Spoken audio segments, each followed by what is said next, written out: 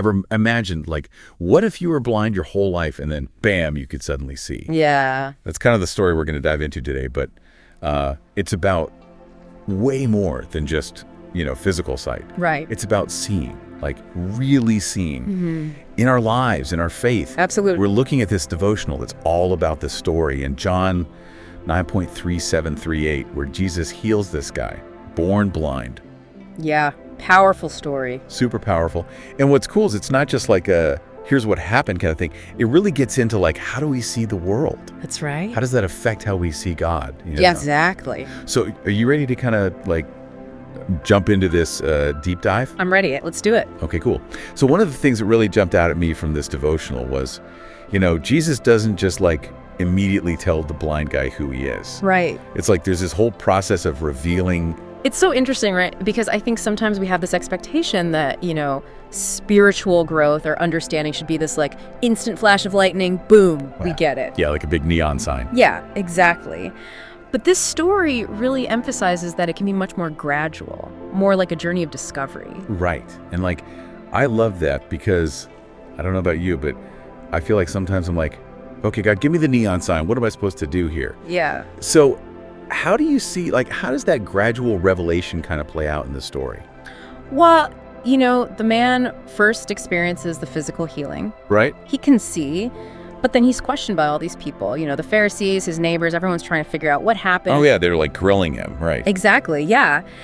And it's only then, through this conversation with Jesus, where he really comes to fully recognize who Jesus is and then ultimately worship him. Wow. So it's not just like, boom, healed worship. Yeah. There's this whole middle part. There's this whole in-between space where he's wrestling with what happened, what it means, Right. and who this person is who healed him. It's like each encounter is adding another piece to the puzzle, I love that puzzle analogy. Yeah.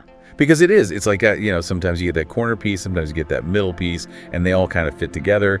And you don't always know what the picture's going to be until you have enough pieces in place. Yeah, exactly. It's not like, here's the picture on the box, and now go find the pieces. Right. It's like, you just got a bunch of pieces, and you're like, okay, what is this going to be? Exactly. And I think that can be a really comforting thought, for those of us who feel like we're still kind of figuring things out in our own faith journey. Mm-hmm, yeah. Like, it's okay to not have all the answers right away. It's okay to be on that journey, to be piecing things together. I love that. Yeah. Because I think, we live in a world where it's like instant gratification is everything. It really is. I want the answer now. Yeah. And that's not how it works with faith, Yeah. right? And this devotional really points that out, that it's a process. It's a process. So the guy can see physically, Right. and then he has this whole interaction with Jesus. Mm-hmm. And another thing that the devotional pointed out, which I thought was super interesting, was how the man's response, like when he realizes who Jesus is immediate belief and worship. Yeah. And that's so powerful. It is. Because it really highlights that link between, truly seeing and understanding something and then responding with your whole heart. It's not just about like, oh, yeah, that was cool. It's like, I see it, I get it, and I am completely in awe of this. Yeah, it's like it changes something in him, right? Exactly.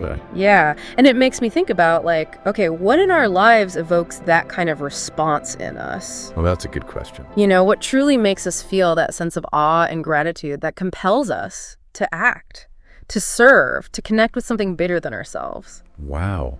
I mean, that is a powerful question. It is. And I think that kind of leads us to the next point in the devotional, which is, and this is a big one, that having physical sight doesn't guarantee that you have spiritual sight. Right. That's such an important point because, we can be surrounded by all the evidence, all the signs, all the information, but still not really grasp the significance of what we're seeing. Yeah. And, I was thinking about it, and it's kind of like, I don't know if you've ever been to an art museum and you're looking at these paintings. Yeah. And you can see them, but if you don't read, like the little description, or you don't understand the context of the artist or the time period, it's just like, oh, colors, It's just surface level. You're missing this whole layer. Exactly. You're missing the depth, the meaning behind it. Exactly. And it's the same with our faith. We can go through the motions, we can do all the right things. But if we don't have that deeper understanding, that connection, it's like we're just looking at a painting without really seeing it. Right. That's such a good point. And then to take that even deeper, the devotional brought in a verse, Psalm 146.8. Do you remember what that one says? Yeah, I do. It says, "The Lord gives sight to the blind. The Lord lifts up those who are bowed down. The Lord loves the righteous." Mm-hmm. I love that verse. It brings in this whole other dimension, right? Yeah. Because it connects physical healing to this idea of God's loving care for us. Like, it's not just about our bodies, it's about our hearts and our minds too. Right. And it's reminding us that he sees us even when we feel lost or broken. Absolutely. And I think it's really important to notice that phrase, "The Lord loves the righteous." It's not passive. Right. It's suggesting that there's this active seeking on our part, a desire to align ourselves with God's will, Right. to live a life that reflects his love. So it's like this two-way street. Exactly. It's a relationship. It's not just, okay, I'm just going to sit here and wait for you to love me. Right. It's like, okay, I'm going to seek you. And that opens me up to your love. Okay, so we've talked about the blind man's journey, this idea of truly seeing. Right. The message of this awesome psalm. Yeah. I guess the question for all of us is, like, what are our own blind spots? Yeah. What are we missing in our lives that might be keeping us from really experiencing that, richness, that depth of faith? That's such a good question. And I think it's something we all need to be asking ourselves regularly, What are we overlooking? Where do we need to ask for clarity? Yeah. For guidance? What in our lives needs lifting up, like the psalm says? It's so true. And what's so cool about all this is sometimes the most important things in life, they're not the things we see with just our eyes.